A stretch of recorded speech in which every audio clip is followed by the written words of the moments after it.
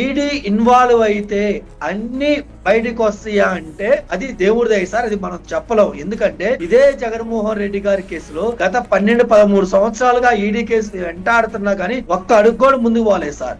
ఇంకోటి నిన్న కాక మొన్న జరిగిన లిక్కర్ స్కామ్ ఏదైతుందో, లిక్కర్ స్కామ్ లో కవిత గారు కానీ ఇంకొకరు కానీ అరెస్ట్ జైల్లో ఉండి మళ్ళీ బయటకు వచ్చారు. బయటకు వచ్చిన తర్వాత ఈ కేసు ఎంతవరకు ముందుకెళ్ళిందని చెప్పి ఇంతవరకు ఏం చెప్పలేకపోతున్నాం సార్.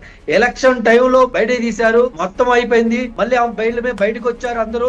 ఢిల్లీ ఎలక్షన్ చేసుకున్నారు. ఢిల్లీ ఎలక్షన్ లో ఆమ్ ఆద్మీ పార్టీ ఓడిపోయింది. ఓడిపోయిన తర్వాత మరి ఈడీ ఆ తర్వాత ఈ యొక్క లిక్కర్ స్కామ్ లో అంటే ఢిల్లీ లిక్కర్ స్కామ్ లో ఎంతవరకు ముందుకెళ్ళింది ఎక్కడని చెప్పి నేను ఏ ప్రెస్ లో కానీ ఏ మీడియాలో చూసిన పాపాన పోలేదు సార్. నేను అదే పెద్దలు కానీ ఇంకొకరు కానీ కూటమి పెద్దలు కోరుకుందంటే ఈడీ రావడం మంచి పరిణామే, మనం అందరూ అది యాక్సెప్ట్ చేయాలి. మంచి చేసేందుకు ఒక అడుగు ముందుకెళ్ళి మనం హర్షం వ్యక్తం చేస్తున్నాం. కానీ అతి త్వరిత గతిగా అసలు ఇందులో అత్యమ లబ్ధిదారులు ఎవరికి ఆ డబ్బులు వెళ్ళి మనకు తెలిసి మాత్రమే 3,000 కోట్లు, తెలియకుండా ఎన్ని కోట్లు ఇన్వాల్వ్ అయింది ఏంటని తెలుసుకోవాల్సి దేశ ప్రజలకి రాష్ట్ర ప్రజలకి మనం చెప్పాల్సిన అవసరం ఉంది సార్. ఎందుకంటే ఈ రోజు బోర్డర్ లో మన జవానులు ప్రాణాలు అర్పిస్తూ ప్రాణాలు లెక్క చేయకుండా ఈ రోజు పాకిస్తాన్ తో పోరాడుతారని దేనికోసం సార్? మన కోసం, మన భావి తరాల కోసం, మన ప్రాణాల కోసం వాళ్ళు ప్రాణాలు అర్పిస్తా పోరాడుతుంటే అదే సిటీలో ఉండి రాష్ట్రంలో ఉండి దేశంలో ఉన్న నాయకులు కొంతమంది ఇలాంటి ఎవరైతే పొలిటీషియన్స్ ఉన్నారో వాళ్ళ స్వార్థం కోసం దేశంలో బతుకుతున్న దేశం యొక్క